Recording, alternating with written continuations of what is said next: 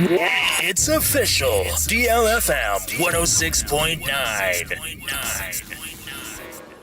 Yamamu akwaba Africa sebono enchiremu eniem. Make us a form or a Central Business District. I want to put ten Metro Greater Accra region, no Makasa H. Afu Wedia, Omangana, Yakwa Mabosika, Ejina Hodema, FMPM, you know, any Edunu and Num Metro 2025 budget, no. Omushianu ye pass, move to me the sound man, I'm net me abwa. No Mangana, Jedia Conkai, no may, Yahon etimato ye pam. Najadi for no be a cassette, Remisem. Got a man penning John Dramani Mahama, a man or bontwa, Epre or Mampenia Quimia, I want Pim, you know. Ni Edunu and 9 about to no catch a Ghana for so bape. A 2 who be a quack to be kuma. Eku Ghana jadi for, Emma Mayan Queen or Bono or Baba Falcon yet Naswa. But one whom I am boy, you I say who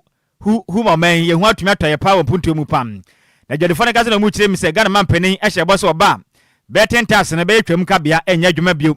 COVID-19 tax and Zue free honum. A much let me say emissions levy a back up. Evzuko Pemo or your porter hold on a ye. Oko fana mawa monone dia base dwadinia obebre papa fi se to adaso no chese onyama oko fana mande bampo no eto no kwaso se ne sika de kofa ne mande mu chirim se debi enso ga na mampani ne on pese omu hunu se import duties ne so what is say who na dwadifo ekofo ne mamu hatumi ahala mu yepam ebio nso eye CD2 eye dollar rate ne nso omu hwa ne mu za anya hwe krampo no se se ye kase CD no sa wo pay US dollar no ba ko a ye CD na je se ne 15 Ghana cedis ne mo mo chirim se ne boaten toto Ghana mampene ye bribi anya hwe kura ne mamonte se abebe gina eye 10 cedis pe eba ne se o manu beje pa boys ma mo se ta visa wa ya de pam na ma dwadi fu eje mre na monim DLFM yensem twe ni Nhyiraba Kwadwo Sammy Adwoa mo chirim se o eto no dos ne eto nyina kwa kotobekuma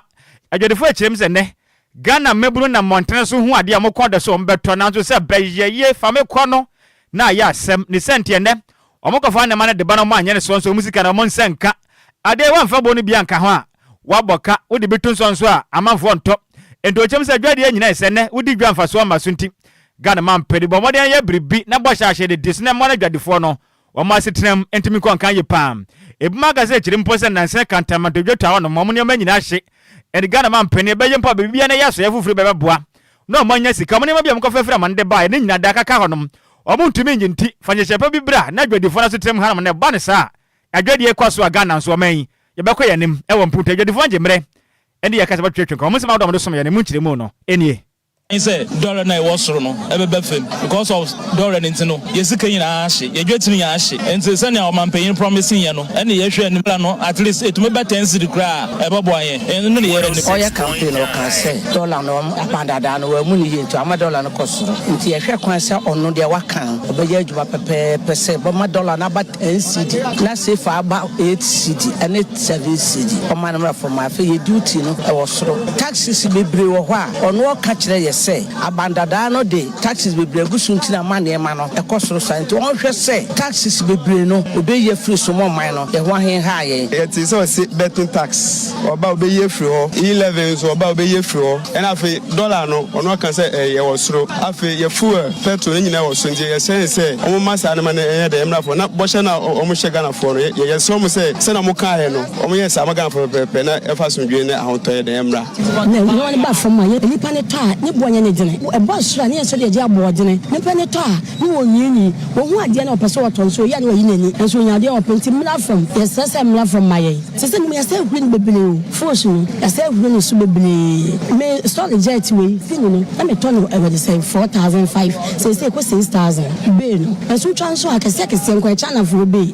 stock jet ani o twan ko so ba ko la nim papa enso ne bona ye na me de 20 cedis say 30 cedis o ma bebia mra from so na yen so a yesu ya no so de ban so abobo no na nipa no so no otumi atama yen ya enema ase no efa ne yakra niema ni bidada sabri enema na kwakoka state warehouse rana yenya boafo bi obabo ya yebetimi mpo akodia government ma da so no na yensa aka nti yesre aban se moye no set office bi ma ye ya enema ase na ewo point ayentimi because say enema na state warehouse se a yehia se yɛbɛtumi nanso yɛntimi nyi because nneɛma no hyeeɛ no yɛ nneɛma fa ne yɛ warehouse so fa hye a sikasɛm ayɛ den nti ɛsrɛ aban sɛ ɔmmie office bi a na ɔmayɛ hu obi a yɛ a yɛ nneɛma hyeeɛ no a yɛbɛtumi akɔ office so na nnipa no atumi aboa yɛ no ne bi a steps commissioner atumi akasa na duty no watumi ahwɛ ama yɛn sɛ so ɔbɛyɛ budget ne deɛ ne yɛ panikyɛw sɛ ɔnhwɛ sɛ ɔbɛte so kakra ama yɛn na ama nneɛma nso akɔ fam because sika no kɔ fam a ahotɔ kakra ɛbɛba na yɛn nyinaa yɛ ho ato yɛ adeɛ baako pa yɛhwɛ anim ano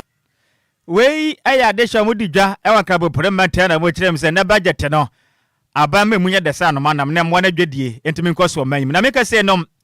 ɔman Ghana yɛ photo samfo kɛsɛ atoba force na kopie o mahye badwam na mmerɛ ne okodu mahye badwa fie no nsɛntwerɛfo ne kɛsɛ ne business wɔn abo na ne bɛkɔ sɛm na PA stadium pa na nyasem kuma yenya na mane mpagya ato force nhyɛ kyerɛkyerɛm sɛ kyɛ sɛ ɔbɛbɔ bra pa na budget no ɛbɛyɛ agyenkwa budget ɔman yada yɛ so mɛbɛ mpa na yɛnti nsɛm ahodo bi atwa dwu yɛ mmerɛ atoba force ekodu mahye badwam na ɔpɛ sɛ okowura mu no nsɛm ahodo bi atwa gu yɛ good news. This is the good news. This is the good news. This is the good news.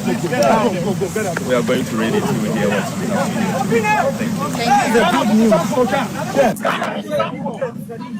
PC, who good job, mama, you are sister. For the same for what you want the president to be a bit trusted. I don't want to tell him who free was to appear. And then Magana shaking. And then to your mama and him. When they open one shower. It's DLFM 106.9. PC,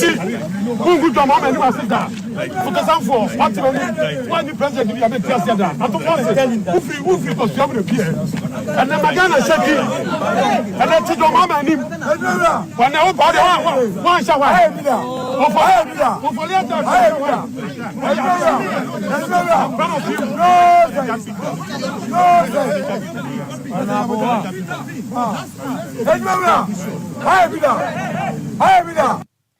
Anyway, Omagana, your photo sound for Atoba, Dr. Kessel, or no, and what could peel my if you do her more no. And a mumepa, just a set of budget is one yasim kuma cry, say. We a PA stadium never in semi okay can mianum Ukraine a more than pana bra Facebook was at the yeke who know where you cry be bag a gitano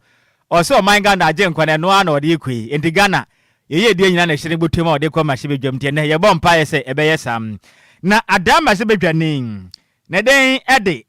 Honorable Comfort doye kujo gansa so echere mu say oh ene budget no ebe the papa we nya kasa tenten Sada masha bona Ghana for at the pebia or budget mti muhia ni muse budget we de ebeye agenkwa budget ewo mayim. The budget is going to be because Ghanaians don't want too much talking. We don't want to hear inflation this, inflation that. All we want is we should have peace and we should have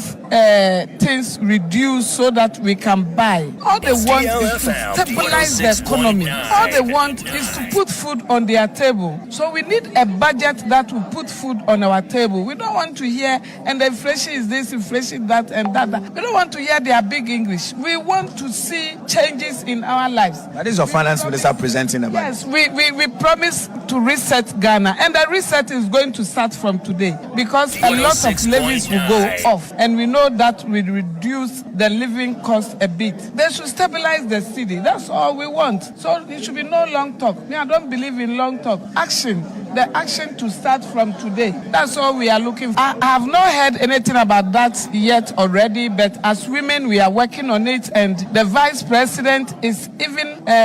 working on it with hand in hand with us. So we will see some improvements. Even not scrubbing at all, there will be some improvement or some change. Any awoti ye dama shibadwani at the Comfort doye kujo gansa no trim se ne budget nom. Ebeye Sikapa atoba for sense mu ye die nyina na hye ne botom na ode kɔ no wahu bag no so efe pa cute on enti we hwe ye die wom sane ye cute na ye fe na I want say no se ye nipa anka wose hwan Sammy a o da bi aseme attention be na de if ya wanyu bi amfa nse no ye nipa anka wose wa Ese ene ya kan Sammy. Eyi. Okay, we pa. Ese be na kan na. Na ni gine subo card ho. There be o there you hu frim. And the nipa nko se hwan ofia. Ana nam de ne be ma silver lady. Sa. Ai. Esika sa de asembe ba o. Ene ese o de kaseboni official. It's official. DLFM 106.9. Isika, yanko ya nimtene ye die na ahye silver lady ho ana.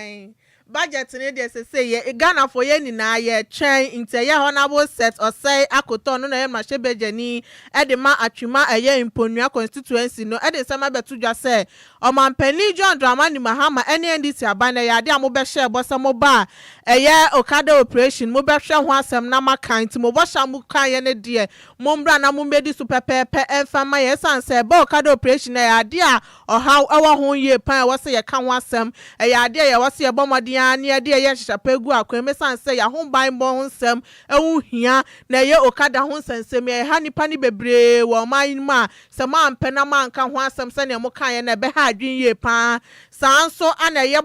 MPP aban agenda 111 project na ye school feeding program ni free SHS ni na eye project adi mpunto ebeba man ni mu a man wie no momodi ana muntimi enye project na FM ayen esan sesa mo ba na mo de be ya amanyosem o man Ghana ana eguso aye kofem no munya amanyosem ni film na emom mundi djuma ebetimi abo o man ne be man mpunto enso etimi aba o man Ghana mu Omu se etinkrade na enso da bia no mani wo meti 106.9 na tumampunya hatsai ade metante pa se moto akwahwo wa film tiusha ba musumi ensiri January February March ya yanka ekafu bio na ade a makoma kose nya kwanya ne beto ofuo ni Emrante ni mabani so bia so we okada ni so wa rakoto mu so na so to kasa ya sra aba so se aba wo su o mo manifesto mi se wo so mo ba regularize okada se sana o ma so katia na menya sa atmanya so beto abanim se sra na o mo dra na sa sabna wo di share manifesto na on kan na nkrofo watch mampo na kada ne e kum papa ngani be jina what is the state of the nation address by the nkrofo wo majority for no ka and economic masam no beka economy so mo beka am say am Ghana for mo say sebe ya ba so na kufa ba It's DLFM 106.9. That's so kanisa yes but say we be jina ho a die omohu nka tem obi say no mo pantuta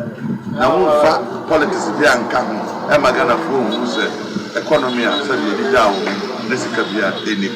na sa wo hwe wo mo 2016 wo mo kro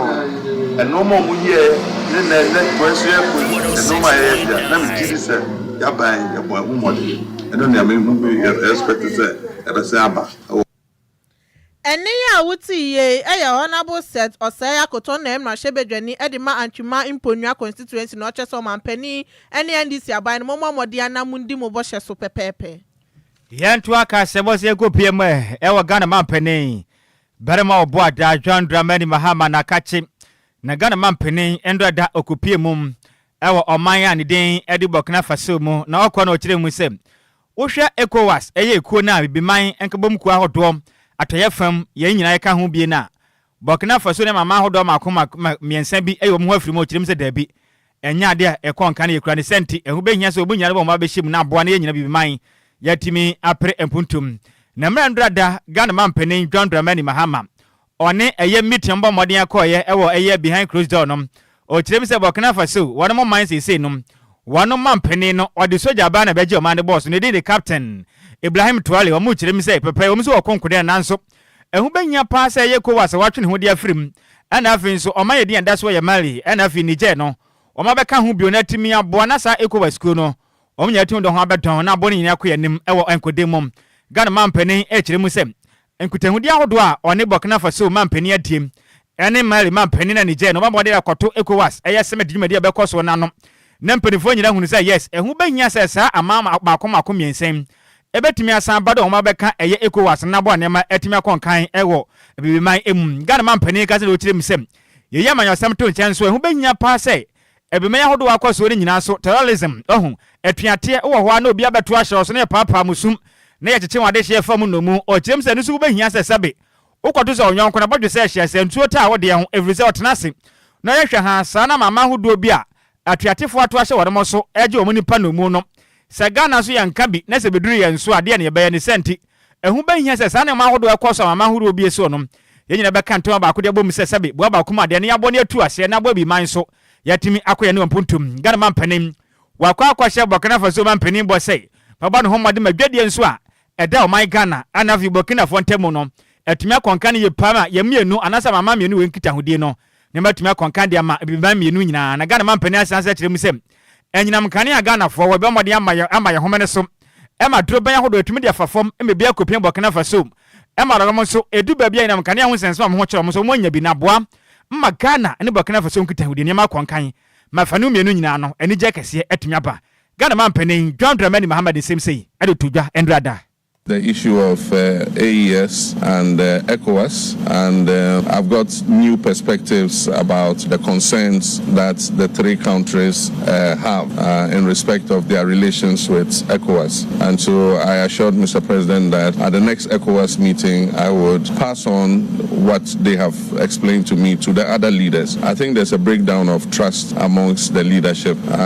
It will take time to rebuild it, but we have to work on it so that we restore trust and confidence with each other so that we can work together, even if we are not part of the same regional body. So we discussed that. We also discussed security. I mean, in Africa, we say when your neighbor's house is on fire, you have to help him to quench it, otherwise it will spread to your own house. This issue of terrorism started with Mali, and it spread gradually into Niger and now into Burkina Faso. And like I said, terrorism is like a cancer. If you don't fight it together, it will spread throughout the body. So how we can collaborate in terms of the fight against terrorism is another issue we discussed. But then also we discussed the issue of our economic relations in respect of trade between our people, free movement of our people between our countries, and how we can improve the transit trade through Ghana for Burkina importers who bring their goods through Ghana to Burkina, how we can improve the transit corridor so that they're able to do that without any disturbance. We also discuss issues about the trade between us in agricultural products. We export some products to Burkina Faso, and Burkina also exports some products to Ghana. So we talked about how we can facilitate that trade. So those were the key things. We're also looking at a possible direct flight from Accra to Ouagadougou at least once a day. There's an airline in Ghana that wants to start that flight, and then also how we can increase the supply of power to Burkina Faso, electricity exports to Burkina Faso, and also the transit corridor for petroleum products. Recently, Burkina has bought a storage terminal in Tema, and so we're looking to see how they can use the pipeline. We have a pipeline to Bolgatanga, and we want to extend it to Ouagadougou so that we can push the fuel and diesel products through. And so these are mainly the issues we discussed. 106.9. Any awoti ye Ghana mampani John Dramani Mahama. Yanto akase abone so na Richard e champion no ye bia East Mem eyem na shebedwani ede eye Kwadwo abo eye former minister for roads and highways eye Kwasi Amoako ata o kiremu se eye ade awama o my Ghana ya boka ye papa esan se roto no ade nti na wo suspend no esan se roto na kema o my Ghana ska ye papa now de o buy ya o se wa ba be suspend eye rotos nti o so mo bomo de anomudi ni gina eye emra kwan so no mo ma ne bebu akontan so efa de nti a otimi suspend ade a edima eye Ghana ye sika eba no esan se afibia na ke o my Ghana etiminya 78 million Ghana cedis e di free eye rotos nim now de o buy ya o se meba abetwem eye ade mpo na sika eye je no Ghana fo obi anu an o ka ho asem de na ehia wo ma ne say e kwan no betimi asiesie e de ama wom nti ade nti na wo de niam ma ye sika no ana wo ba e ba be suspend omo momodin a no mo fa ni engina be mo sansa de oyeye de osusu sanya de o wa sempapa bia ka obetimi e de atwitwa ne ho no no do wogidie mapasa ye mahama ne na aban abayi de eye rotos no mo de be fa be fo kwan so sane e be ya emu beda ho de ama obi asanso no mbebu akonta de bia sane e be ya ombetimi enya sika e de aboa eye oman no sanso no chemu se eye finance minister atoba forcing eye ne budget o de bra oman no eye de obechirechire mu ye pan e de afa rotos no e wo ende presentation a okwa akoye e wo mrashebedwem. Maybe a Sika. It is a fact to know this furniture carton will fill part of the whole now I create. So we can eat a cake and so have it. It's a Yama budget and near one said, Mamonino, over it to be about the about the really budget. They approve budget and the road minister a suspended correction of food. I'm about 78 million Ghana cedis. Then when I know what complaining said, oh, this is a man for Kenya a congestion. And at the very spot tonight, I digital. So no, finally, you know, when you not say, yeah, you have maintenance to be over. Not fun if you can't go with fun, you may be a can effort. It is about to a bubble, me about so and a digital mind, the technology about. If you are thinking digital through electronic means, just deploy transport them. I'm not from Muslim, automatically. Who is you here to pay better than why then? I give it to Kano, no, hoping yes, to Kano. It is a technology now, yeah, do one by a woman. It's a bind that the woman who said, you bet you before all the toll passes, am I a digital Kano? That's a traffic congestion. I have person at home. I'm a minimum do a job because the incident of that transaction is on the counter. On the counter for Emma, what did you can no mobility? Your passenger Nitia, and also my young took care. The free money way about 3 years ago, about we a denial minor. When I say road minister, former road minister, I think I didn't go to the of course, financial law to the state. It is a total correction in Taba. About the my additional revenue. That's the cannot relate to my this economy. Now we are talking about Djibouti and about the poor man. And about all low hanging fruits, how you can tap onto it, about revenue to develop the nation. And ya wuti ye Richard a champion no ye bia east I am Rashebedwani. Yentu aka se wasen ko piem wa ma Ghana ye Rashebedwam.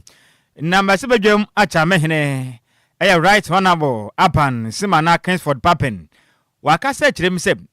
wadi Ghana mampani John Dramani Mahama ne ho ya papa ere biza ne se senior na we asechire ne sen ana wo kirem se Ghana mampani John Dramani Mahama ehye boss na ben eba Emma bedi ma kwetene papa emomen emma nso anu adudwam na wode matumi aka bi na membu ne matumi akonkan pa de mo man Ghana ana wo kirem se Ghana mampani John Dramani Mahama wo ba yen wo cabinet minister si wo pa onipa mako edunkron 19 emma mienu pe 2 ana wo kirem za den ebone be pa na ma de aye okurum ha se watena se ayenhwe han se ma se bedwafo akwa asetena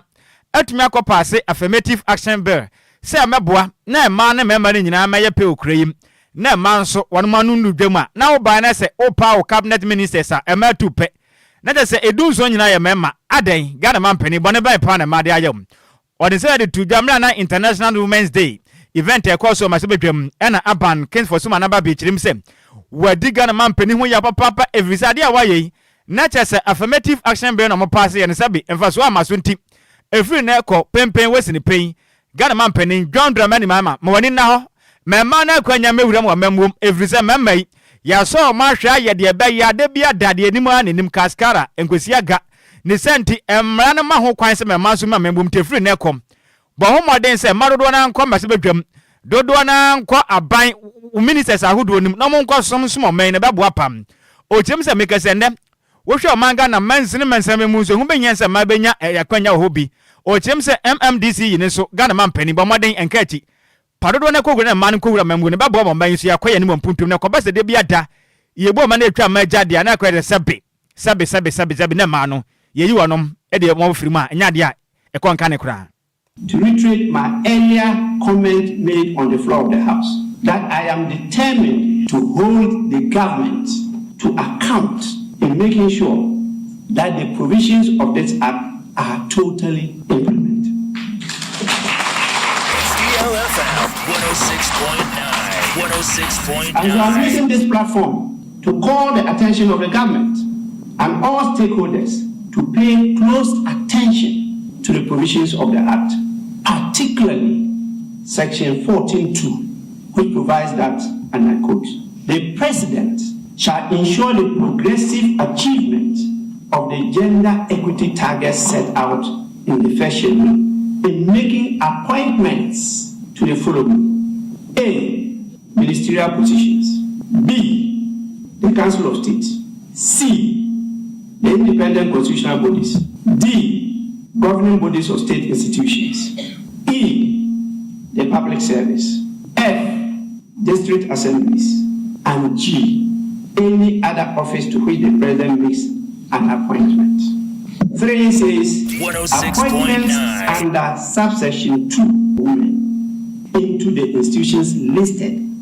under section 14.2. That's baseline 2024 to 2026. Any awoti ye e o magane ma sebe dwam a chame hene ne den ya the right honorable Kingsford Sumana Papen and awoti ni we ne gina we so adan ya ho ye ba ye de kaseba nto aso ebe somo.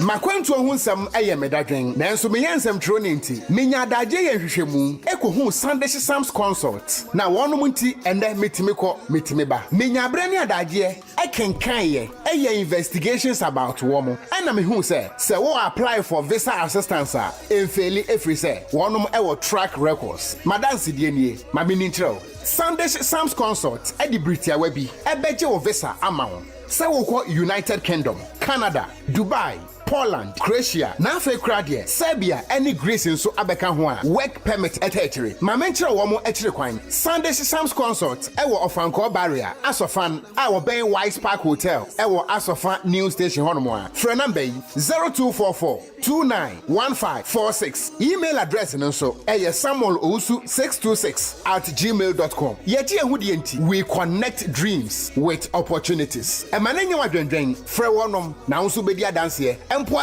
media. DLFM 106.9. Yama mwakwa be yanken kama dwenkyere bi mfama mo Facebook no so we every piaga no chire mse nkukọ nketenkete promise yate we nso every chief of staff senior man Charles Mante every US month no chire mse I like the grand showcasing of the budget, the second coming of John Mahama, very welcoming so far.